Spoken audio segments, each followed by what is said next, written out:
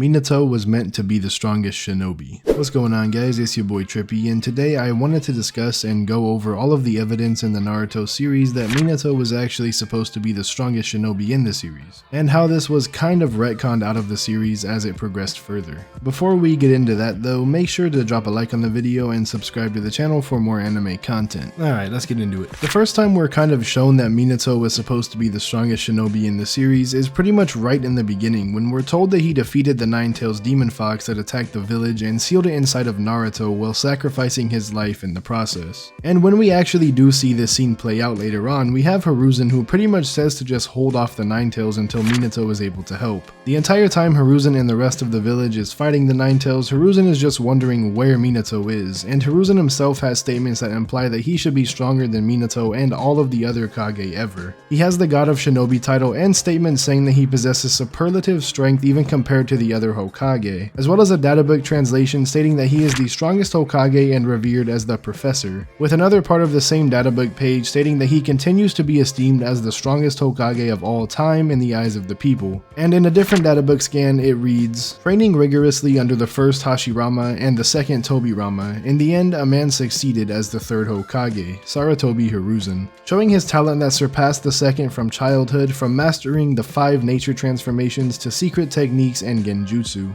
In this statement, it flat out says that he surpassed the second Hokage, Tobirama, and I understand that all of this may be a bit of a contradiction to my main point, but in this example though, it shows that Minato is at least a more capable shinobi than Hiruzen to deal with the Nine-Tails. Further on in the canonical storyline, when Orochimaru is attacking the village, Hiruzen flat out says that things would be different if Minato were here, again implying that Minato should be stronger, if not a more capable shinobi than himself. And like I said, with other statements and like lore throughout Naruto, Hiruzen should also be above the likes of Hashirama and Tobirama, which would place Minato as a stronger or more capable shinobi than them as well. And of course this could also just be referring to the fact that Minato is far stronger than Orochimaru, which is something that remains true throughout the entirety of the series. But if you really think about that statement, it doesn't make much sense. If Hiruzen was in fact stronger than Minato, then why would he need Minato's help or be saying that things would be different if he were there? And as the plot progresses even further and Hiruzen actually ends up fighting both Hashirama and Tobirama when Orochimaru uses the Edo Tensei to summon them, it's greatly implied that Minato would be stronger than the two. First off, we have a statement made by Hiruzen during the fight that Hashirama and Tobirama were looking more and more like their old selves, implying that they would be at or near their full power, or at least what Hiruzen remembered as their full power. And we need to take into consideration that Hiruzen definitely saw the second Hokage at full power, as he fought alongside him in the Second Great Shinobi War. This is also interesting because it also implies that they are not nerfed by the Edo Tensei, meaning that at least at this point in time, Kishimoto probably intended this to be what Hashirama and Tobirama's full power was. And the fact that Hiruzen was able to take them on 1 versus 2,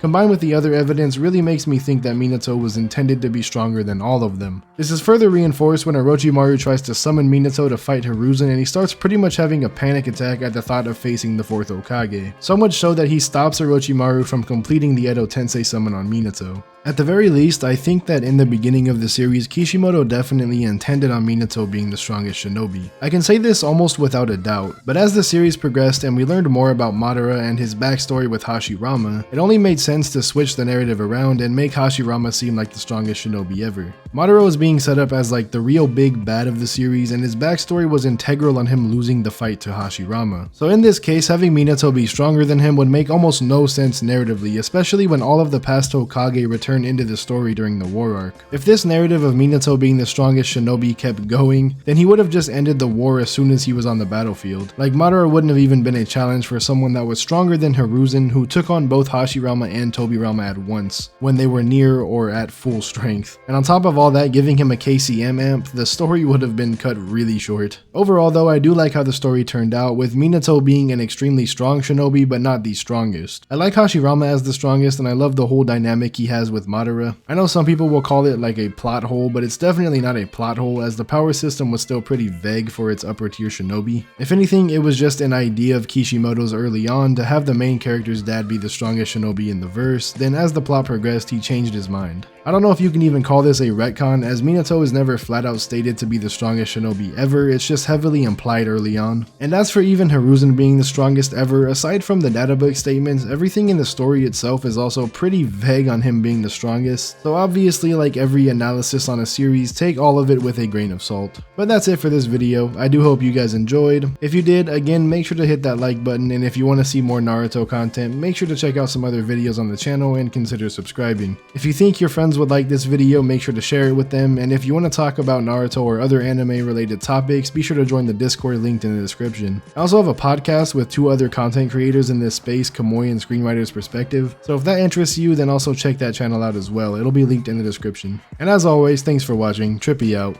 Peace.